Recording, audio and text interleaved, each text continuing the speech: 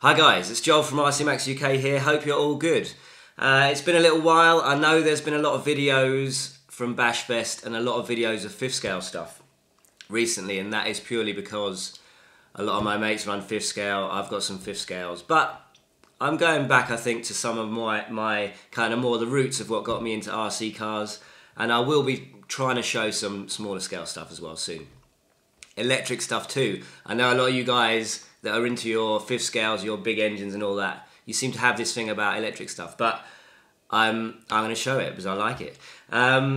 This video, anyway, is not about any of that. It's about the FID Dagon Hammer Voltz, which is coming out soon. Now, recently on social media, there's been some talk of and confusion about the setup of the Dagon Hammer Voltz. When it first came out and we first saw some pictures of it, and I did a couple of videos on it as well, it was a 12S car, lots of hype about it, a 12S RTR. I mean, that's a new thing. We don't have that yet. So a lot of excitement. I did a video on it specifically because of that, I suppose, because it's a new thing.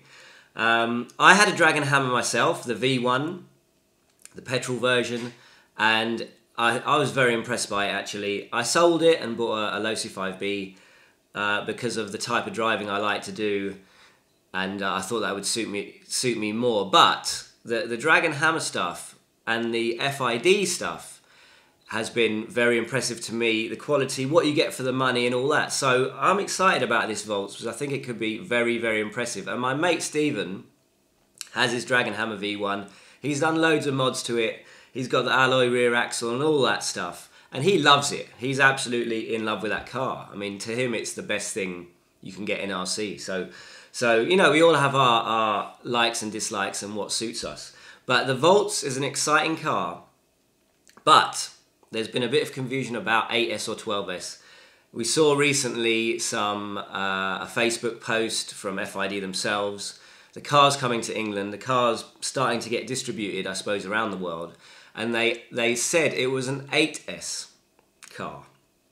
So, of course, people thought, 8S? What's going on? So I've been in contact with FID and also the UK distributor RC Models, which you can get. You will be able to get the car from here in the UK.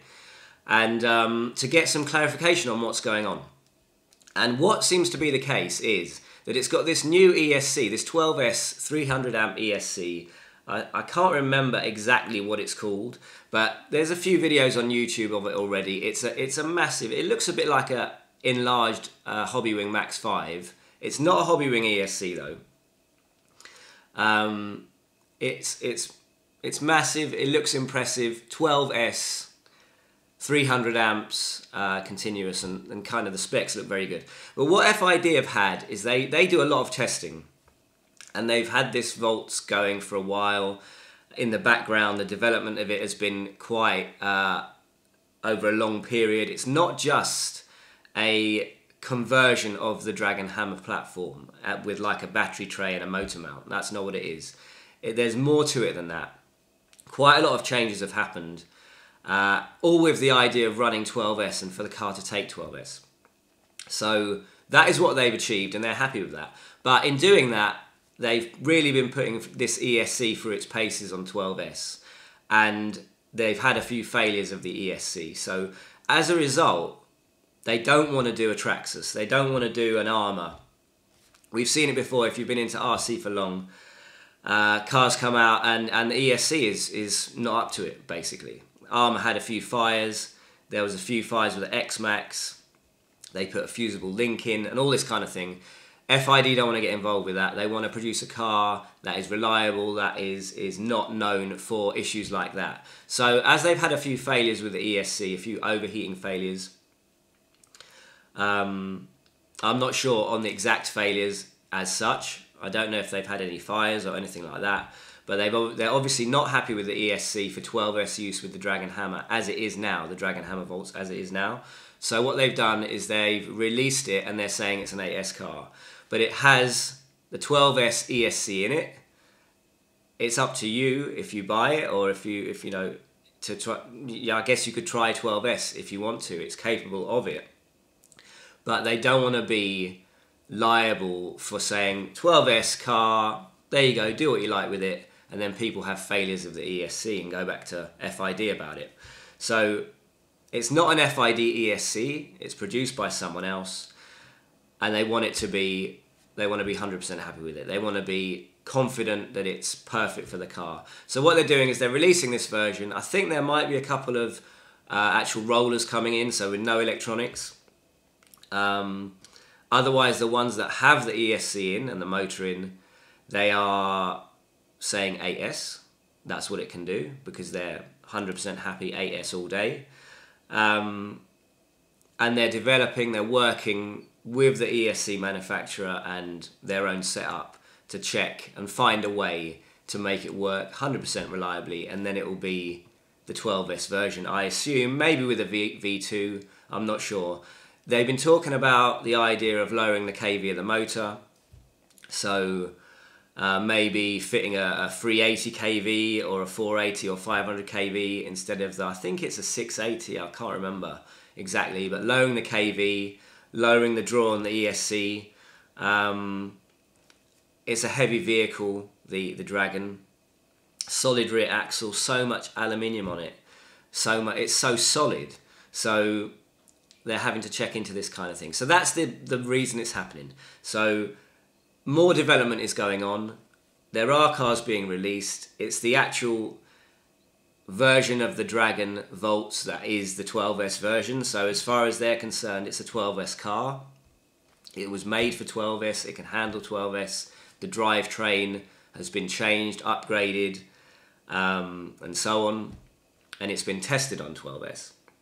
But they're not happy with the ESC. So that is the reason. It's the ESC, basically. You know, we've seen it all before, really. So I guess they just don't want to do that kind of thing. A lot of manufacturers release stuff because we're obviously hankering for it. We're waiting for it. We've heard about it. We want to see it. They release it. Maybe it's not quite right. The X-Max had a V1 that a lot of us bought. Now it's on the V2 with a whole host of changes to the car, and the power plant is totally different. So, you know, this happens. It's development, isn't it? So, but to avoid that, they've downgraded it. So they're saying 8S, up to you whether you put 12S in it, I suppose. But either way, it's coming soon. It's a new car. It's a 5th scale. It's impressive. I'm looking forward to seeing it. I'm sure you are too. I'll catch up with you with some more videos, and bear with the 5th scale stuff if you're not into 5th scale. I'll get some other stuff out. If you're into the 5th scale stuff, then great. Let me know what you want to see. I'm always keen to know what people want to see on the channel, what you're interested in. Is there any cars that I've missed that maybe I can try and feature somehow? I'm trying to get to some races soon, some of various scales, definitely 5th scale, to try and film an event and to show you what happens at the races. I think it's relatively easy to get into, really. You don't need much to go and try a bit of racing yourself, in many scales, really. So, you know, maybe it'll encourage you to go and do a bit of racing if you see that. But I'm very excited to see it anyway myself. So either way, let me know in the comments what you think. Let me know what you think about this Voltz. Are they doing the right thing? Do you have any ideas? What's the best way to deal with this situation? But yeah, an exciting car coming soon. Take it easy, guys, and I'll catch you in the next video. See you later. Right, I just wanted to tell you guys as well, very quickly. A good friend of mine, Simon, works for Sennheiser, and he's got hold of this for me, which is a hand mic digital, and also the microphone that is on the top of my camera there, which is for outdoor sound. It's like a wind muff covered directional mic, and he's massively helping me to improve the sound of my videos. So big thanks to Simon. Thanks for this, the Sennheiser hand mic digital, and my fluffy mic on top of my camera. I really appreciate it, mate. Check out Sennheiser, guys. They do some amazing products. Helping me out. Nice one, Simon.